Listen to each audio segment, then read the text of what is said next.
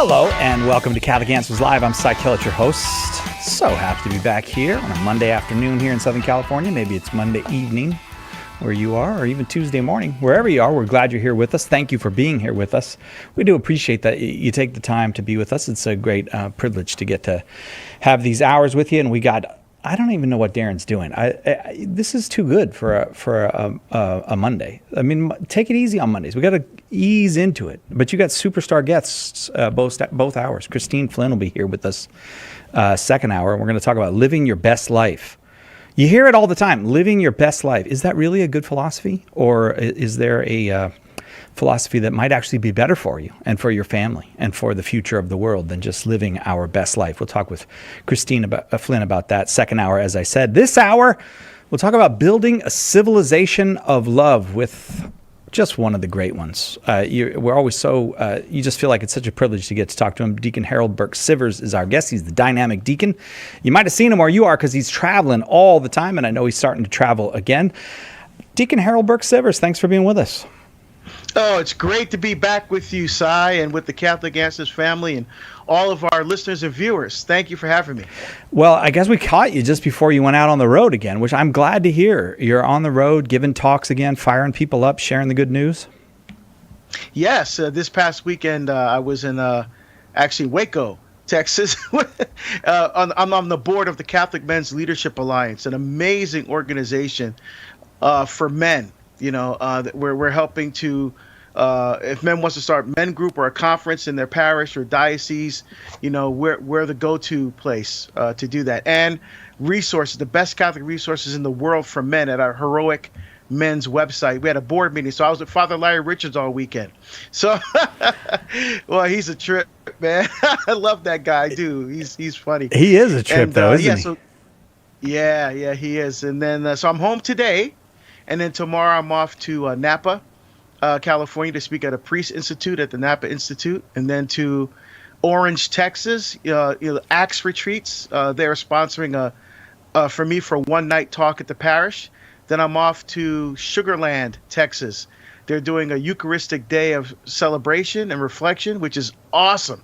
I can't wait for that because that's exactly what we need right now in the church to combat this, COVID fatigue and anxiety and all this stuff. You know, a Eucharistic Renaissance. And I'll be preaching all the masses on the weekend. Then I'm off to Lincoln, Nebraska to speak to legatus before coming back for one day again in Portland and heading back out again for another, I think this is a 2-week stretch, the next one. So wonderful. Yeah, busy, but I'm grateful. I was home for a year. You know, people say, you're so busy. I'm like, oh, I wasn't busy for a little over a year. So yeah, I'm glad to hear that, getting back out there. It's a little bit slower for us here. But, you know, you're a superstar. You're the dynamic deacon. But I'm just so glad because we need to start being together again. The Eucharistic stuff is fantastic. Everyone's hungering for it. So good for you. And congratulations on getting back out there. I want to talk about building a civilization of love. This is a kind of a program that you developed, that you have presented online, and I don't know if you've presented it in person. Is it something you've been able to do in person? Yeah. So what it is, Cy, is during COVID, you know, especially since the number of incidents that have happened around the country, interactions with police officers and people of color, and of course George Floyd and the others. Right. You know, there was so much tension and so much anger and anxiety with regard to how do we deal with race. And so what was missing from the conversation, I felt there was no voice that people can rally around. You know, like in the 50s and 60s, there was Dr. Martin Luther King, right, who cut through political ideology and race and demographics. He had a message that people could rally around and say, yes, you know, we agree. There's no one like that today. So in the midst of a leadership vacuum, there's voices of people and organizations that really have nothing to do with healing racial division, that are trying to make their voices heard, but ostensibly pushing other agendas and using race as kind of like a Trojan horse, you know? And so I thought, you know, I'm not saying I'm trying to be that voice. What I'm saying is I think the Catholic Church has a lot to say in this area. And of course, my hero is John Paul II. And so I borrowed from that title from him, Building a Civilization of Love, as a way that we as a Catholic community come together to close the racial divide and to bring harmony and unity, which is what Christ prayed for in John chapter 6. 888-318-7884 if you'd like to talk about our racism problems and healing those by building a civilization of love with, as I said, just one of the great ones, Deacon Harold Burke-Sivers. Give us a call, 888-318-7884. Your call is very welcome here, whether you're Catholic or not, 888-318-7884. Deacon, I remember talking with you about this. I think we did an interview. I can't remember now if it was live or on our Focus podcast. Just Focus. Yeah, and I realized you gave me a confidence on that day that I had been lacking previously, and it was the confidence to say, we know the cure for racism. And I thought, I would always have been afraid to say that. But you said, it's the gospel of Jesus Christ. And I thought, yeah, if it's the cure to everything else, of course it's the cure to racism. Yeah, and what's happening, some of the voices that we're hearing, for example, that are trying, and for some reason, Catholics are trying to take these things and adapt them and bring them into a Catholic way of thinking with regard to race, things like critical race theory and Black Lives Matter movement. And so in the book, I wrote a book on this, by the way, for Ignatius Press, which is coming out in the fall of 2022. And I just gave a talk on this topic at a church in Portland, Oregon, actually in Lake Oswego, Oregon. And just to show you how important this was to give a talk at a parish like this. This is my wife's parish. This is where she grew up. And Lake Oswego is kind of like the Beverly Hills of Oregon. And at one time they used to call it Lake No Negro. Because there's no people of color there. It was like, because what did they call that? Redlining, right? Like, well, yeah. I'm not sure if that was specifically going on there, but it was a community basically that people of color couldn't afford to live in. Right? I gotcha. So the pastor, given everything that's been going on in our country, wanted me to come and talk about this. So I basically took an outline of the book and gave a presentation at that parish, and it's received tremendous response. I'm still getting that was almost a month ago, and I'm still getting emails from people about the talk. So I know that I'm on the right track. Why? Because it's the gospel of Jesus Christ. I mean, I'm not reinventing the wheel here. Right. We just have to listen instead of listening to the voices of the culture that and the hermeneutic or the interpretive key that they're bringing to this conversation is tension and conflict and struggle. We have to bring the gospel of peace, a peace which is beyond all understanding, as the scriptures tell us. 888-318-7884. Whether you agree or disagree, we'd love to have your call here. If you just have a question, you are very welcome. 888-318-7884. Deacon Harold Burke-Sivers, our guest. And Deacon, I want to challenge you with this because just recently, this didn't have to do with the Black Lives Matter stuff and all of that, but it had to do with Our Lady of Guadalupe, and someone showed me this. It's I don't even know what it's an Instagram or a TikTok. They're all the same to me. I don't know. I can't distinguish them, but it's a video where two Latino men discussing how Our Lady of Guadalupe should be rejected by Mexicans because it's the white man's religion. And I do hear this when as soon as you say the gospel is the answer, then, well, that's colonialist, that's just an imposition of the colonialist, or that's a white imposition on black and brown people. How do you respond to that kind of talk? Well, and we used to hear that in the black community as well. Why do you want to belong to the white man's church? The church that had slaves. And I bring that out in the book. Yeah. There were bishops, priests, and religious communities that owned slaves. Yeah. There's no question about that. So why do you want to belong to a church like that? And here's the thing. I go back to another one of my heroes, Father Augustus Tolton, Venerable Augustus Tolton, who in the midst of tremendous racism and animosity toward him simply because he was black. And even after he became a priest, other priests were mocking him and ridiculing him, right? Because he was black. He focused on this. He focused on the teaching of the church, not the people. Jesus came for everyone, And St. Paul saw this because remember there were the circumcisers, as Paul calls them in his letter to the Galatians, who said that, well, Jesus came to the Jews, so you have to be Jewish first, then you can become a Christian. That means you have to go circumcised and follow the law. And Paul said, no, Jesus Christ did away with the law. Baptism is the way that we are brought into Christ, right? So he goes, it's open for everyone, Jews and Gentiles, right? There's no qualifications there. Anyone whose heart is open is someone that Jesus Christ's message can reach. And so that's what we have to be cognizant of.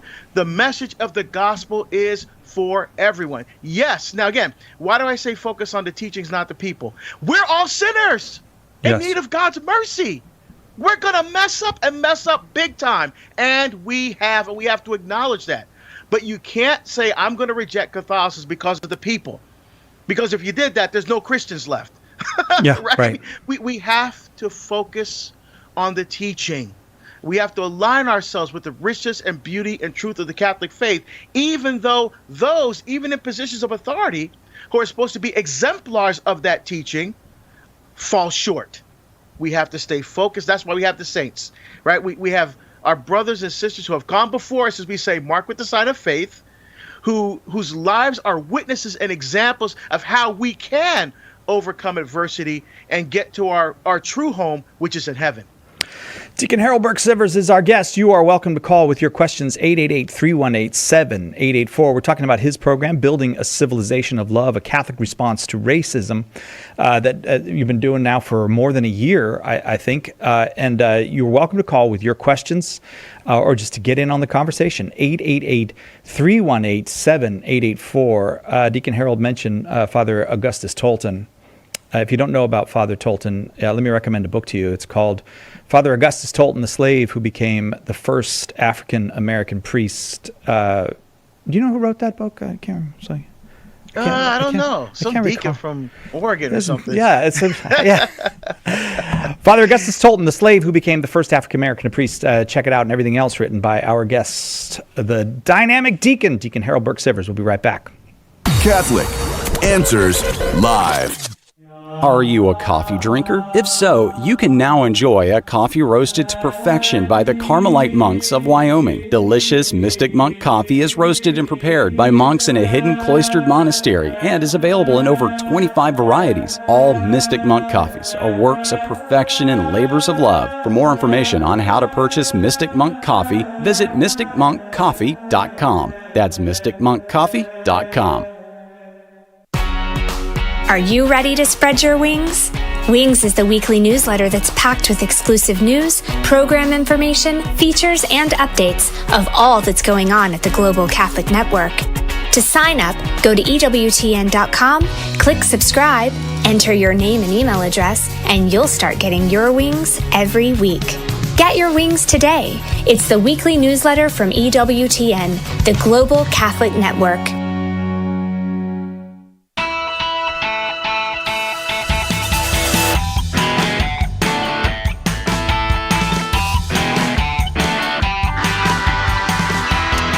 Welcome back, Catholic Answers Live. I really feel like we're over-delivering for a Monday, so I just enjoy it, I guess. But don't expect this every Monday.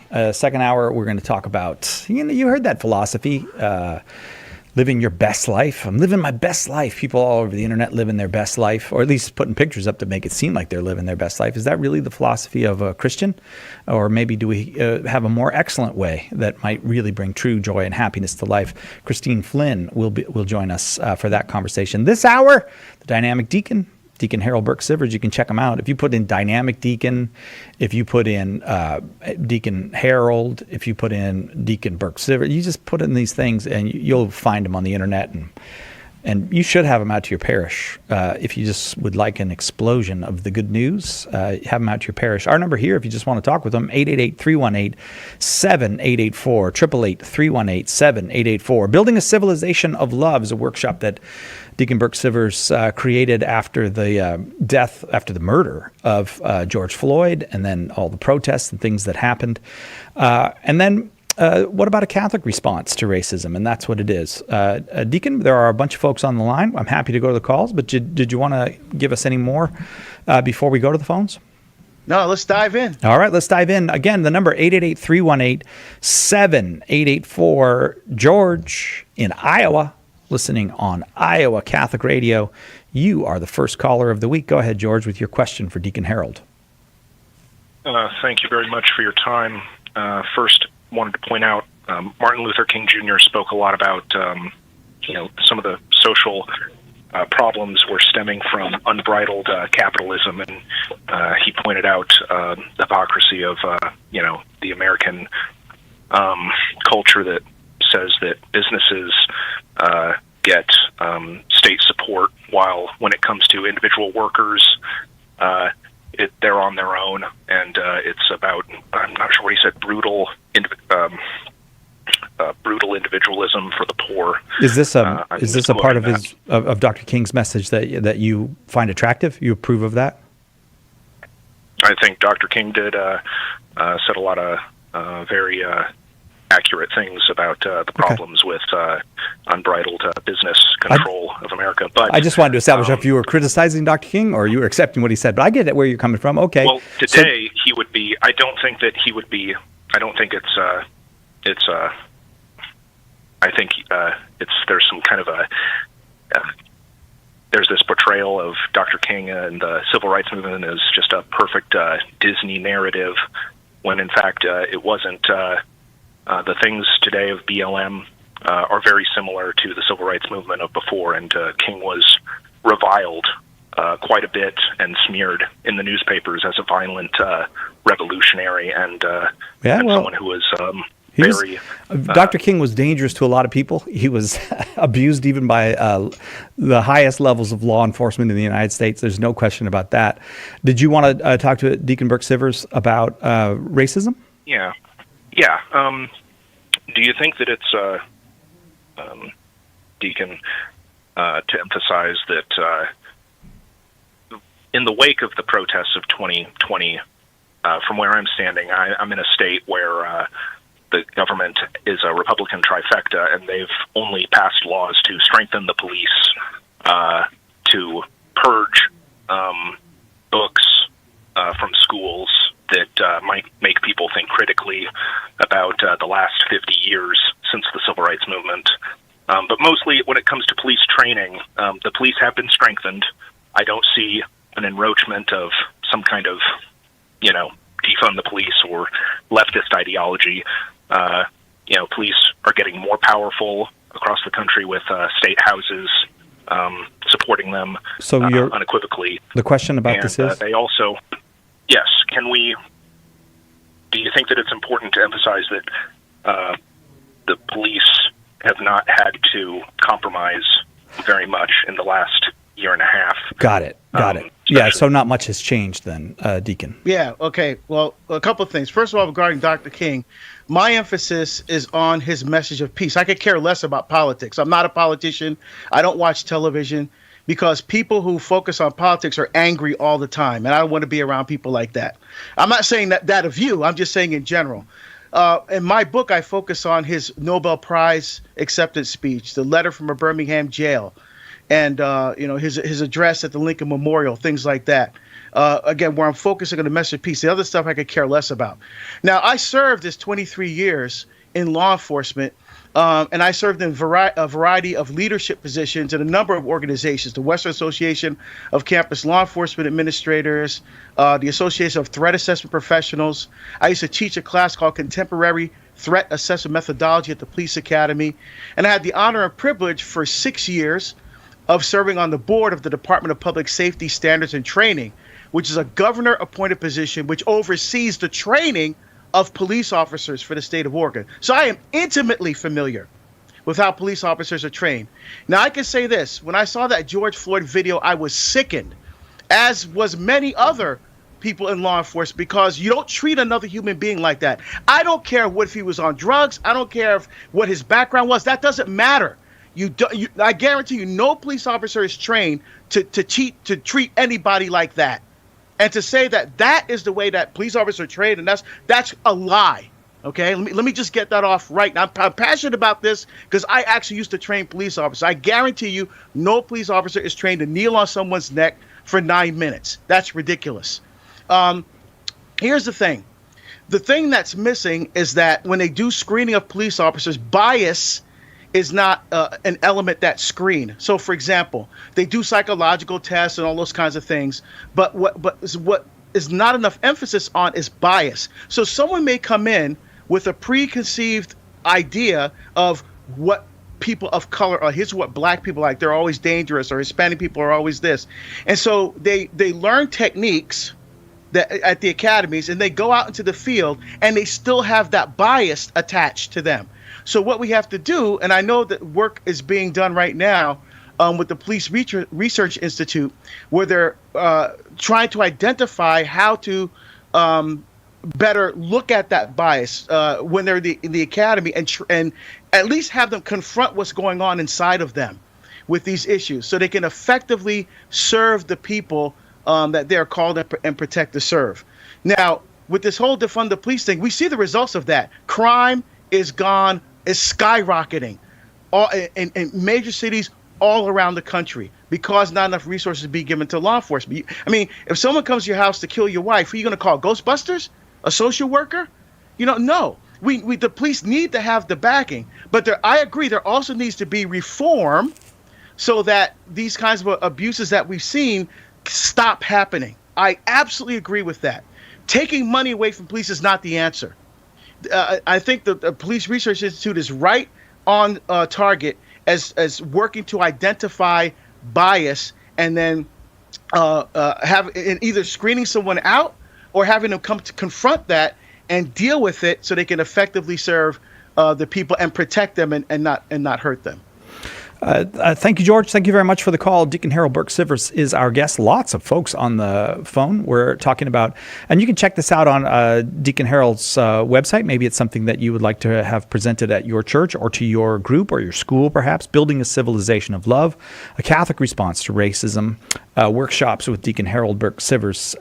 The number here, if you'd like to talk with Deacon Harold, 888-318-7884. But I got to just keep going to the phones because there's a lot of people. Let's go to Jim in Baton Rouge, Louisiana, listening to EWTN on, now that cannot be right. It must be 1380 AM. There is no 380 AM. Or did I forget how the radio dial works? I'm going to go with 1380 AM. I'm just guessing. Hey, Jim, are you there with us? Hi, good afternoon, fellas. Thank you. This is something that I saw on Facebook, and it's something that, being a father, I thought of, in raising my daughter. I'm a white guy and grew up in the South. I'm 65 years old. It has bothered me that I did not want to date outside my race. And I was curious. Jim, let me just clarify something. Did you mean you didn't date outside your race, or you're talking about your daughter now? You didn't want her to? No, I did not date outside my race. Oh, I got you. When my daughter was born, my attitude sort of changed a little bit. I was more concerned with her finding a nice guy, a good Christian Catholic gentleman, and I didn't really care one way or the other. Now, it worked out she married a white guy, but we both have tons of friends of all races and religions,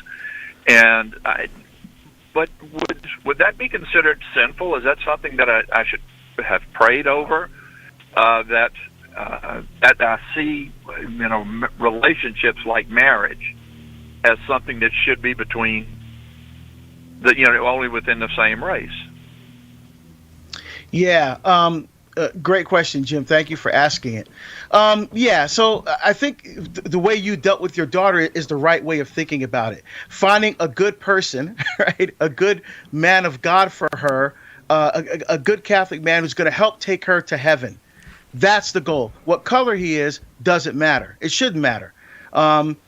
The fact that you felt that, and a lot of people at that time had those kinds of, back when the era you were growing up, had those kinds of biases. We usually get married within your race. I mean, my wife is Irish and German, and quite frankly, her mother had concerns about that. So here's what I did. I drove out, at that time we were living 2 hours away from each other. I drove out there not to see her, to talk to her mother. And I still remember to this day, we went on what we both call now the walk. And we walked around her condominium complex. And I just, because she's from Pittsburgh, back in those days, Pittsburgh was a very racially polarized city. So she grew up the same way. There was no black people in her school. There were no black people at church. So now all of a sudden her daughter's dating a black guy. She's like, wait, what's going on here? And so we had the talk, and it was beautiful, Jim. Why? Because she was like, well, here's the way I grew up, but she knew that was wrong. But we had a discussion about it. She goes, I have these concerns, but now she loves me. I mean, it's a whole new ball game now. But back then, when we were dating, she had some concerns, and she was honest enough to say, here's where this is coming from, and to talk to me about it. That was awesome. Now we're like son and mother and son. Jim, hang on. I want to continue this conversation. I'd love to get your response, and I do want to just very quickly mention the Sin of Rash Judgment, because I think that's the one you were talking about. Right back, more Deacon Harold right after this. Have you enrolled in the Catholic Answers School of Apologetics? Let me ask you a more important question. Do you believe as a Catholic that you have an obligation to share the Catholic faith? In fact, the Church has answered this question, and the answer is that all confirmed Catholics are obliged to share the faith.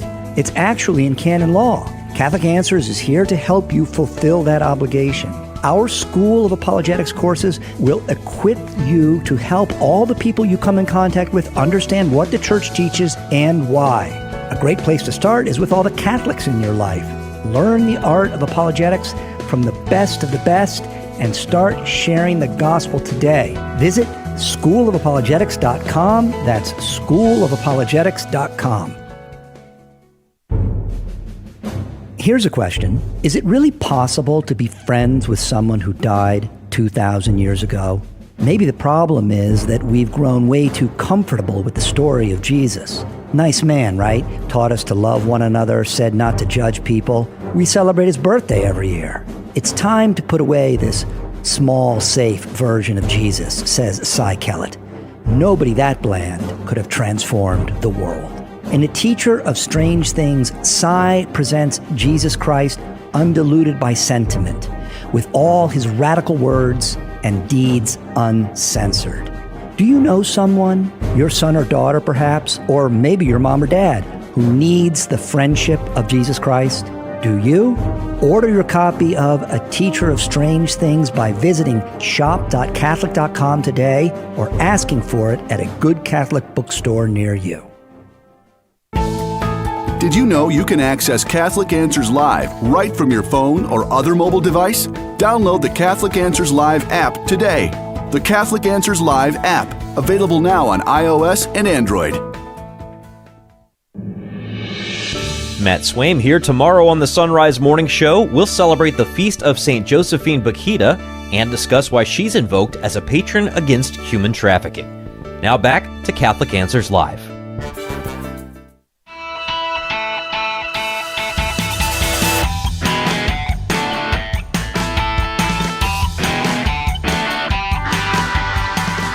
Welcome back, Catholic Answers Live. I'm Cy Kellet, your host, having really a much better Monday show than usually we bring you. And on the line, or on with us right now, is Deacon Harold Burke-Sivers. So you're welcome to get on the line and talk with him. Just one line open right now, 888-318-7884. We're talking to Jim in Baton Rouge, Louisiana. Jim, thank you so much for the call. Deacon, you frightened me a little bit with your answer to Jim, because I didn't know we're allowed to talk about racial things between white and black people. I thought we just pretend like that's not there. You're saying it's okay to talk about it? No, we can't do that. We gotta have. As difficult as the conversations may be, yeah, they're hard things to talk about. We need to talk about them. So, Jim, as far as you feeling, was it sin? Here's the thing. I mean, you drunk the Kool-Aid of the time. Right? I mean, everybody's saying you should stay with your own race and that kind of thing. And you just said, okay, well, if that's the way everybody thinks, that's the way I'm going to think too. Remember, the message of Jesus Christ is countercultural. Jesus told the truth and they killed him. Right? So we have to be willing to die for the truth. And so I would go to,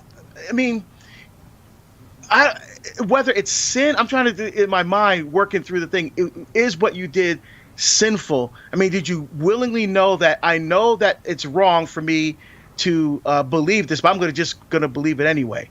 I think you were just a product of your environment, and now you realize, that, oh, wait a minute, I shouldn't have thought like that, just go ahead and confess it. And if the priest says it's not a sin, that's fine. I don't think it fits the criteria of mortal sin necessarily, but it may be sinful in the sense that if you knew in your heart that was wrong and you just practiced it anyway, that could be a problem. What do you think, Jim? Whole reason I'm calling you fellas, I have been told vehemently that I am an absolute racist for feeling that way.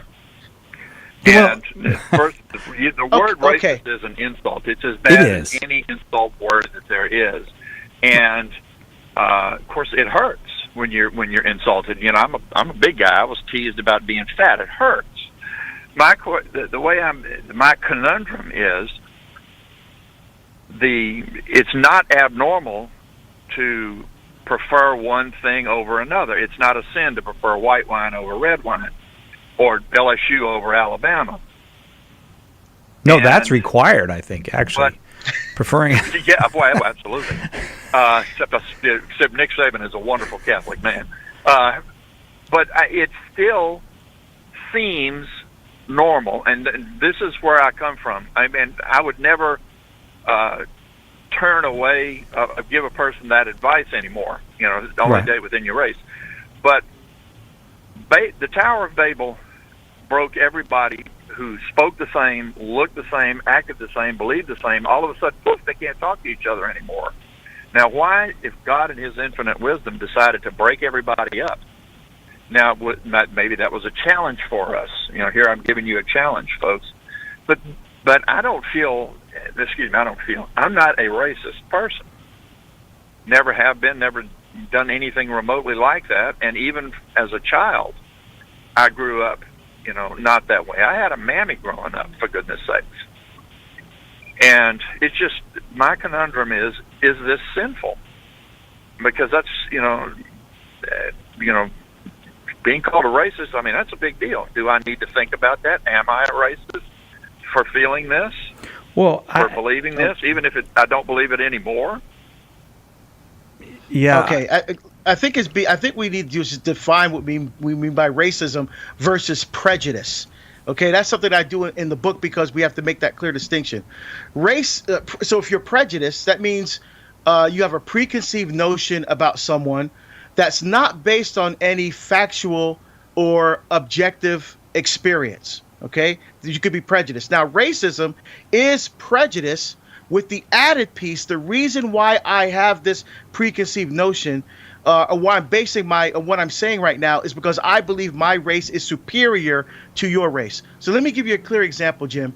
I was at a parish mission not long ago, and someone found out I went to Notre Dame for my undergraduate degree, and they looked at me and said, "Oh, you went to Notre Dame. What position did you play?" Now, I never played football in my life. I had an academic scholarship to Notre Dame, but I could see in that person's mind, it said big black guy plus Notre Dame equals football. You see? So that statement wasn't racist. It was prejudice. Why? Because he didn't say it with the intention of meaning when he said it. The reason why I'm saying this, because there's no way a black guy could ever get to Notre Dame. They're not smart enough. The only way they can get in there is by playing football. That's not what he meant. If he would have meant that, that's racist.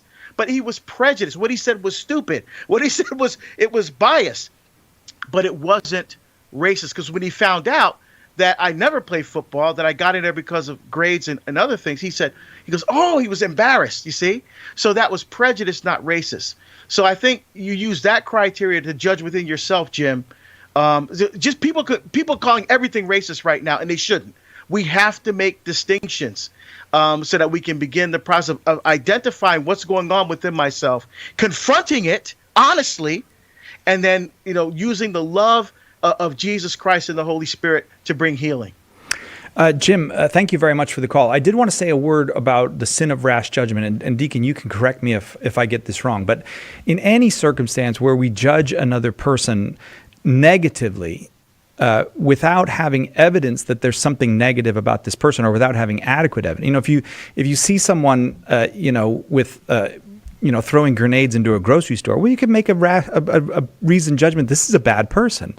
But if you make a rash judgment that, because someone is Asian, they are this way, or because someone is Baptist, they are this way, or because someone is a man or woman, they are that way, and the judgment is negative, then that is actually the sin of rash judgment. So that's usually what real racism falls under. Like, black people are this, and not because I've met this person and I've decided this person is this or that, but because I just have this, based on no evidence, concluded this. That is, in fact, sinful. And we do, no matter who you're doing that to, for any reason, a rash judgment is because people have a right to their good reputation. It's not a sin against charity. It's a sin against justice to judge someone rashly. Do you think I got that basically right, Deacon?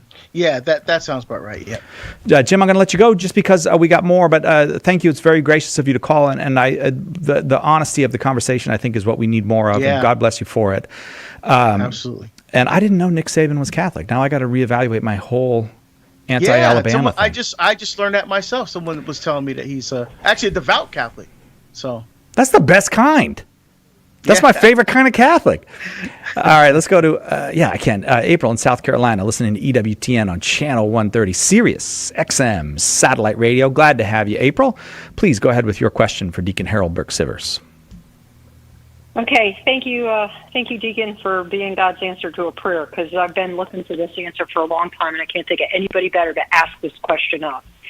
I am, consider myself a devout Catholic. I am a convert, and I was approached by a woman that I do a lot of volunteering with, or did a lot of volunteering with through the pandemic, and we were doing a COVID clinic, COVID vaccine clinic. And long story short, in order to just kind of set the record straight, I guess you might say, with everything that was happening around us, and because there were several black people that we were working with and white people we were working with, and both of us were Catholic, I was just like, hey, I know we don't go to the same parish, but, I really think it'd be nice if we just sat down and had a conversation about, what's going on, and are we being a part of the solution? So long story short, the idea of reading the book White Fragility came out of her mouth, and she's just like, here, read this book, and then we'll have a conversation.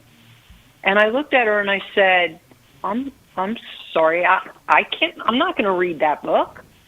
I don't know that author. That has nothing to do with the Catholic Church. And in all honesty, what's around us is, is so much richer, and it's what's happening in our real time, in real time in our community. And that's what I want to have a conversation about. I'd like you to speak into what is the playing field to which a start within your own community when you're, checking to make sure that you're looking at things correctly and you're working towards the common good. What's the starting point? I couldn't agree. I couldn't agree with you more. If someone's sticking a book in front of you and say, read this, so then we can have a conversation. No, you need to have the conversation first. And a lot of things that people are asking us to read, again, they're trying to bring it to a Catholic context. They don't belong there. Critical race theory, for example, does not belong in a Catholic context. In my book, I write a chapter on critical race theory, but it took me a month to write one chapter of a book, an entire month, to wrap my head around exactly what critical race theory is. It's actually a very complicated theory that goes all the way back into critical legal theory and critical theory and dialectical materialism of Marx and Freud, and then to the Hegelian dialectics. It's very complicated. But sit down and have, like, for example, I think the Catholic Church can be the leader in this effort. Why? Because by our very nature, we're called by Christ to love God and love our neighbors as ourselves. And so I think just having a parish potlucks, for example, I love that idea. Coming together, people bringing food from the different races and people in the parish come together, share different foods from different traditions, and have the people stand up, the people of color stand up and just share briefly about their experience, what it's like to be a black person or Hispanic person or Asian person or a Native American person in the Catholic Church or in this parish right now. Here's what it's like. So people begin to hear and understand and empathize with the experiences of other people. And then you'll find you have some commonalities. We're struggling with our children to keep them in the faith. In our country, that was so important. You're saying to yourself, I'm trying to do the same thing with my kid. You know, maybe we could talk about how we can work together. Maybe our kids can be friends. You know, I mean, things like that. Having the conversations to start from. Now, why with food? How many times in the gospel we see Jesus going to somebody's house eating? Right? He's always eating all the time. He's eating with sinners. He's eating with tax collectors. He's eating all the time because that environment fosters honest communication and brings people together in an environment where there's a shared meal. And it's within the context of that shared meal, we share our experiences. We share our lives. We become vulnerable, just like Jesus was vulnerable on the cross. That is the way forward. April, God bless you. Thank you for the question. I have to take a quick break. Deacon, this is why I love you as a guest. Have a show where you use the phrase, who are you going to call Ghostbusters? And then on a later call, you're talking about a Hegelian dialectic, which I'm going to look up at the break. That makes for a good show. We'll take a quick break. We'll be right back with more Deacon Harold Burke-Sivers. Who are you going to call? Let us help you with your question today on Catholic Answers Live. Underwriting for Catholic Answers Live is provided by Real Estate for Life. Real Estate for Life connects homebuyers and sellers to real estate agents while supporting pro-life organizations. On the web at realestateforlife.org.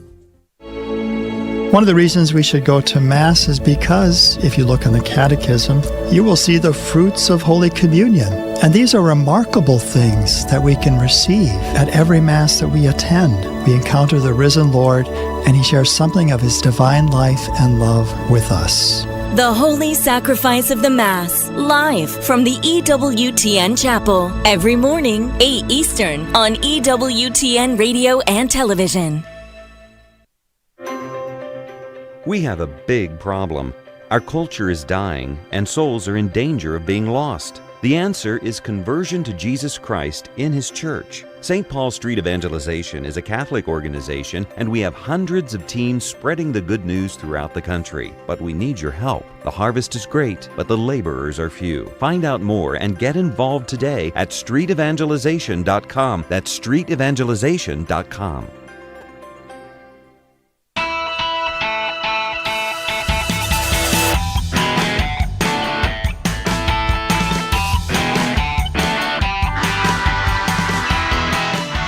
Welcome back to Catholic Answers Live. I'm Cy Kellet, your host. Deacon Harold Burke-Sivers is our guest this hour, the Dynamic Deacon. Check him out at, just put in the words Dynamic Deacon and your computer will take you there, or put in the words Deacon Harold, and you should have him come out and talk wherever you are. At your university or your high school or your, what else, altar society or men's club, Knights of Columbus, whatever. You should have him come out. We're talking about his program that he developed, and it's called Building a Civilization of Love, a Catholic Response to Racism. And I remember when we talked about this about a year ago, racism feels intractable in the United States. It's funny because I was reading about Frederick Douglass, and in the middle of the 19th century, he leaves America and goes to Ireland, where nobody even thinks about race. Like he's a black man. He can go to any hotel. He can eat in any restaurant. And then it made him realize, and then when you read the story, it makes you realize America's not like everywhere else. We have a different history. And so you can kind of, as an American, feel like it's intractable. There's no cure for this.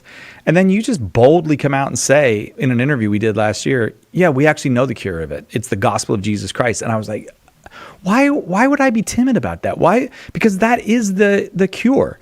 So I hope people will take the course. I appreciate your work. I'm going to go to Patricia now in Pennsylvania, watching on YouTube. Patricia, I'm glad you're here. Go ahead with your question for Deacon Harold Burke-Sivers. Yes, I'm glad I'm here too. Can you hear me okay? Yes, very well. Are you near Pittsburgh? No. Because he was talking about Pittsburgh before. I thought you might be mad, but that's okay. All right, go ahead. I might be a little angry, but not because of him. Okay.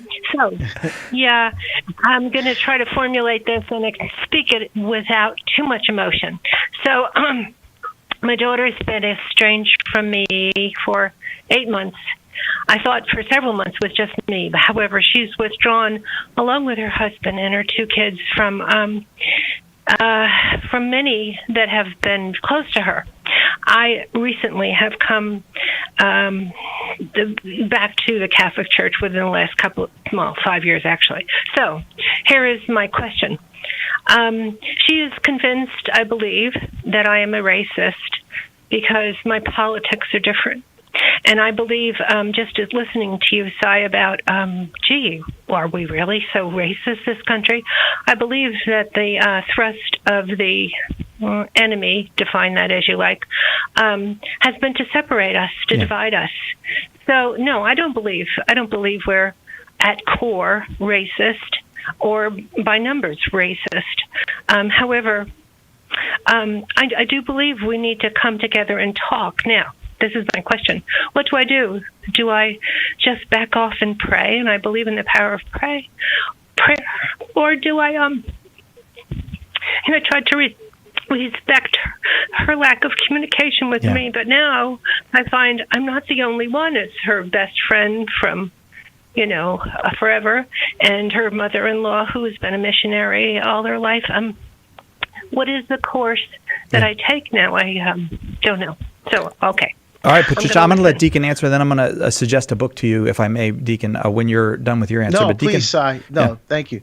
Yeah, so Patricia, I definitely feel your pain. That's a very difficult situation. And the problem is, it sounds like that your daughter is tying politics into this thing. And I said from the beginning, I deliberately stay away from politics. That has nothing to do with the discussion of race. Racism is a result of the fall of original. All sin is a result of the fall. And so we are not by nature racist. Although there are some schools of thought that are trying to make their way into the Catholic faith that says we are innately or inherently racist, and that white people should feel guilty for being white because you're racist simply because you're white. That is ridiculous. But it sounds like your daughter is drinking the Kool-Aid of the culture that's lying to her. And actually, you're right, bringing division instead of bringing people together. What I'm suggesting are simple ways that we Catholics in the pew, in the parishes, can bring people together in love. Again, rooted in the love of our Lord and Savior, Jesus Christ. So, I would, have a discussion with your daughter that doesn't involve politics. Forget politics. It comes down to, do you see the image and likeness of God in the person standing in front of you, regardless of their race? Can you see the image of page 1 of the Bible, Genesis 1:27? Can we see the image and likeness of God in the person standing in front of us? That's the key. If you can do that, you're not racist. I mean, when I look at Cy, I love Cy. Okay, I don't say white Cy. I don't see white. I see Cy Kellet. Honestly, I don't even think about that anymore. Why? Because I have this, as the old Negro spiritual said, I've decided to make Jesus my choice, not political ideology, not sociology. Jesus Christ. Focus on him.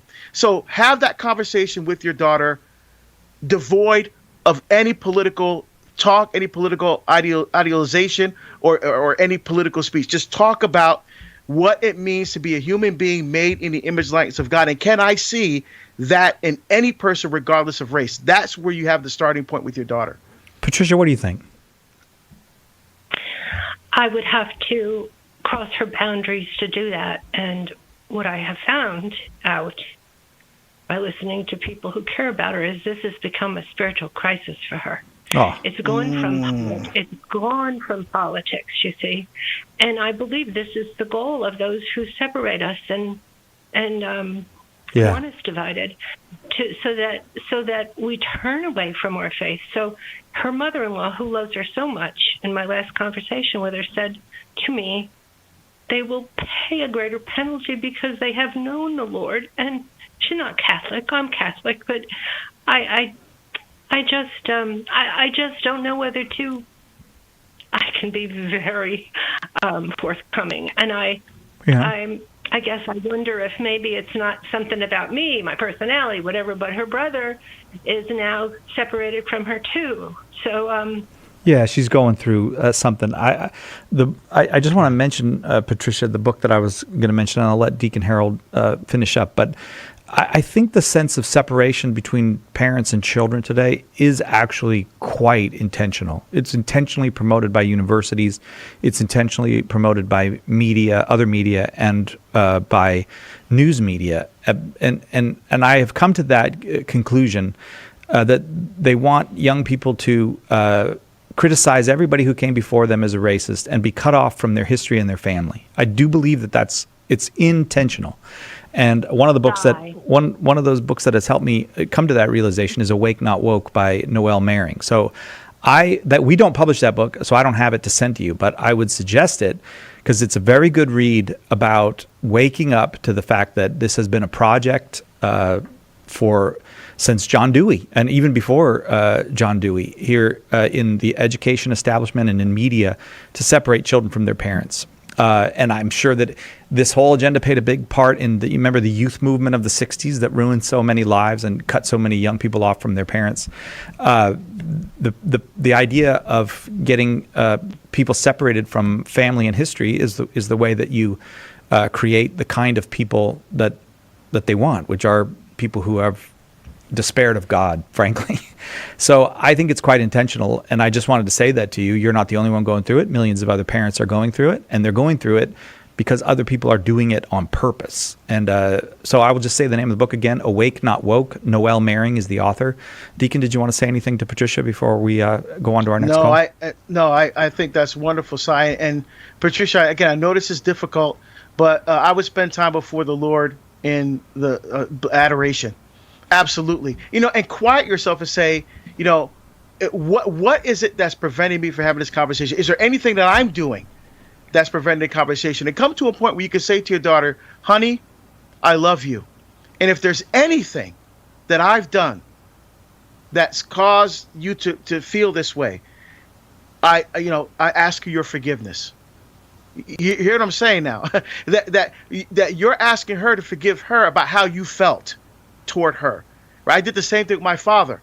I was estranged with my father for 18 years. And I got to a point where I asked him to forgive me, not because of what he did, but for hating him, how I felt toward him.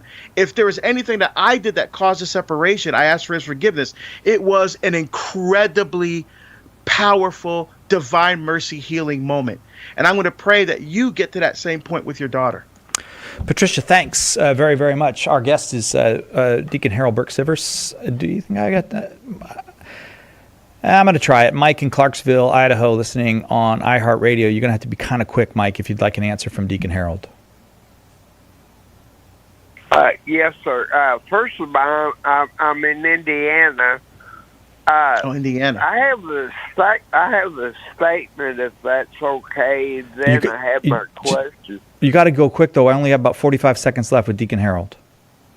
Okay, my statement is that I think none of this ever started until the Democrats started it, and Black Lives Matter. Well, I know Deacon has a response to that, so let's start there. What do you say about that? Well, racism goes all the way back to the Bible. In the beginning of my book, I even talk about in Numbers chapter 12, the incident with Miriam and Aaron and Moses, where they spoke out against Moses because he married a black woman. Not only because she was black, but because she was not an Israelite.